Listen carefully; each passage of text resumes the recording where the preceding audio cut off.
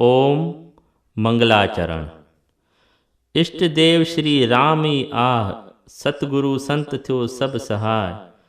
नमस्कार करया हथ जोड़े, पूरण कार्ज करियो प्रभु मोरे। भूमिका कल्याण अखबार जेका गीता प्रेस गोरखपुर मां हिंदीअ में निकिरे थी, तंहिंजो नालो घणो करे सभिनी ॿुधो हूंदो। छाकाणि त सॼे हिंदुस्तान में जेके बि वॾा ख्वाह नंढा ॻोठ आहिनि जिते के हिंदी ॼाणंदड़ आहिनि, उते इहा अख़बार ज़रूरु ईंदे ॾिठी वेई आहे। छो इहा अख़बार एतिरे क़दुरु प्रचलित मशहूरु आहे, तंहिंजा सबब ई आहिनि। हिकु त इन जो चंदो बिल्कुलु थोरो रखियलु आहे, जो बाक़ी खोट जी पूराई देश जे दानी मनुष्यनि जे दान मां थिए थी। ॿियो त उन जो पनो ऐं छपाई बिल्कुलु सुंदर आहे।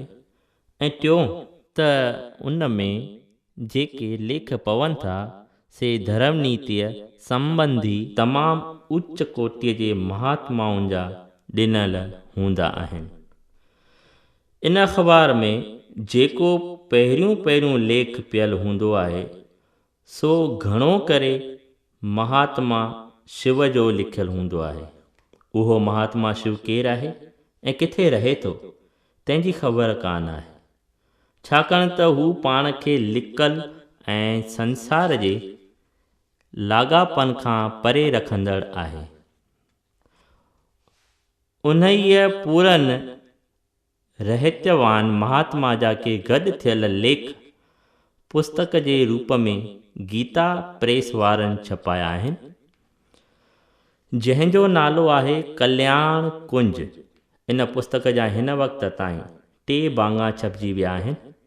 पहिरें भाङे जी क़ीमत फ़क़ति 4 आना, ॿिए भाङे जी 5 आना ऐं 3 भाङे जी 6 आना। पर मंझंदि जेकी लेख पियल आहिनि से सचपच त अमूल हीरा आहिनि ऐं संसारी जीवन लाइ अमृत मुआफ़िक़ आहिनि। महात्मा शिव जे लेखन पढ़ण मां पतो पवे थो त हू न फ़क़ति पूरनि ज्ञानवान आहे, पर पंडित पिणु आहे। हिंदी, संस्कृत, अंग्रेज़ी ख़्वाह सिंधी ॿोलीअ जो बि ॼाणू ॾिसिजे थो। वॾी ख़ूबी संदसि लेखन में इहा आहे जो उहे ग्रामर मूजिबि सही ऐं थोरनि अखरनि में लिखियलु आहिनि। इन खां सवाइ लेख जे टुकर खां पोइ वेसाही याने बीहक चैन मंधियड़नि ज़रिए ॾिनी वई आहे। इन लाइ त पढ़ंदड़ यकसाईअ रुॻो लेख पढ़ी पूरो करे न छॾे, पर थोरो पढ़ी वेसाई खाए, पढ़ियल टुकरे खे वीचारे ऐं अंदर में टुॿी हणी पंहिंजो पोतामेल जाचे ॾिसे। अहिड़ी रीति इन पुस्तक पढ़ण सां मूंखे त घणो लाभ हासिल थियो आहे, जंहिं करे आउं पुस्तक जे टिनी भाङनि खे वेद समान करे सम्झंदो आहियां। जहिड़ीअ तरह महात्मा गांधीअ खे जॾहिं जॾहिं को मुंझारो अॻियां ईंदो हो, तॾहिं तॾहिं हू भगवत गीता जे ओट वठी मुंझारे खे तय कंदो हो।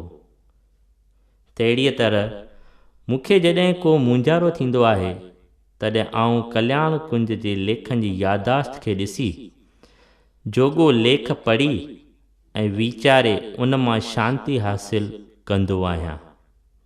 तंहिं करे मन में इच्छा जागी त छो की न अहिड़े पुस्तक खे सिंधी में तर्जुमो कजे, जीअं जेके सिंधी भाउर ऐं भेनर हिंदी नथा ॼाणनि से उन खे पढ़ी शांती हासिल कनि।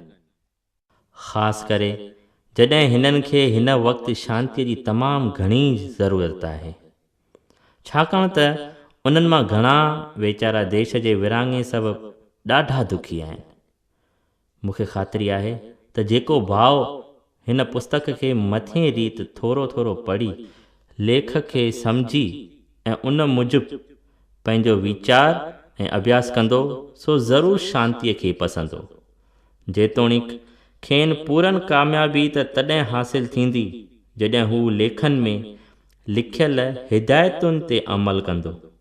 इन करे फ़िलहालु कल्याण कुंज पुस्तक जो पहिरियों भाङो तर्जुमो करे उन खे छपायो वञे थो। तर्जुमे करण में अज़हद कोशिश कई वई आहे त लेखनि जे मुराद ख़्वाह हिंदीअ जे सिंधी माना बिल्कुलु पूरी लिखी वञे।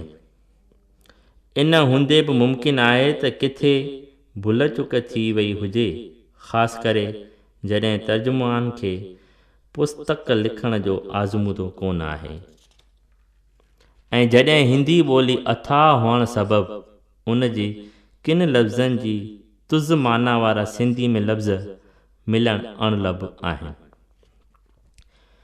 तंहिं लाइ मुंहिंजी महात्मा शिव पढ़ंदड़ प्रेमियुनि ऐं परमात्मा खे निमाणी वेनती आहे त इन लाइ हू हिन दास खे खिमिया कनि।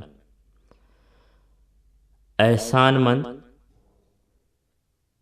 कृतज्ञ आहियां सतगुरु श्री स्वामी लीलाशाह जिन जो, जिन दया जी दृष्टि धारे पहिरियां ई कल्याण कुंज पुस्तक हिंदीअ में हिन दास जे हथ में ॾिनो ऐं वरी सिंधीअ में छपाइण खां अॻे पंहिंजी नज़र मां कढी सोधे ऐं मुहाग लिखी ॾियण जी कृपा कई, जंहिंमें संदन हिकु सुंदर कौत पिणु ॾिनल आहे। शेवा में दीपचंद ईसरदास भाग्या तर्जुमान।